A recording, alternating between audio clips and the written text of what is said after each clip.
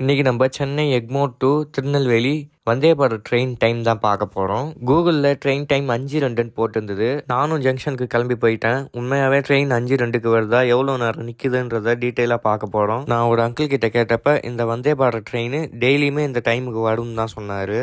ஆனால் 5:02 ஆயிடுச்சு, இன்னமுமே ட்ரெயின் வரல. மைக்லேயுமே ட்ரெயினை பற்றி அனௌன்ஸ் பண்ணிட்டாங்க, ஆனால் ட்ரெயினை இன்னும் காணோம்.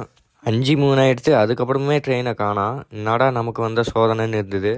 திடீர்னு ட்ரெயின் 5வது பிளாட்ஃபார்மில் போயிட்டுருக்கு. நான் சீரியஸாகவே வந்தே பாரத் ட்ரெயின் பார்த்திங்கன்னா ஃபஸ்ட்டு பிளாட்ஃபார்ம்லேயே வரும்னு பார்த்தேன். 5:05க்கு ட்ரெயின் வந்திருக்கு. இந்த ட்ரெயின் இப்போ ரீசெண்டாக லான்ச் பண்ண கலரில் இருக்குது. வந்தே பாரத் ட்ரெயின் காலையில் 6:55க்கு ஒரு ட்ரெயின் இருக்குது, 11:50க்கு ஒரு ட்ரெயின் ஒன்று இருக்குது. அடுத்த வீடியோவில் கன்ஃபார்ம் அந்த ட்ரெயின் எந்த ஊர்லேருந்து எந்த ஊருக்கு போகுது, விழுப்புரம் எத்தனை மணிக்கு வந்து கிளம்புதுன்றதை போடுறேன். 5:07க்கு பார்த்தீங்கன்னா ட்ரெயின் மூவ் பண்ணிட்டாங்க. கூகுளில் போட்ட டைம் கரெக்டாக இல்லை இப்போ வந்த டைம் தான் கரெக்டானு தெரியல. ட்ரெயின் 5:05க்கு 5:07க்கு மூவ் பண்ணிட்டாங்க. நீங்கள் இந்த ட்ரெயினில் போகணும்னா 10 நிமிஷம் 15 நிமிஷம் முன்னாடியே வந்துடணும். ஏன்னா ட்ரெயின் 2 நிமிஷம் தான் நிற்கிது. இறங்க ஏற ரொம்ப கரெக்டாக இருக்கும். ஒரு வழியாக சக்ஸஸ்ஃபுல்லாக இன்றைக்கி நம்ம வந்தே பாரத் ட்ரெயினை பார்த்தாச்சு. நீங்கள் மறக்காமல் நம்ம பேஜை சப்போர்ட் பண்ணுங்கள். பாய்.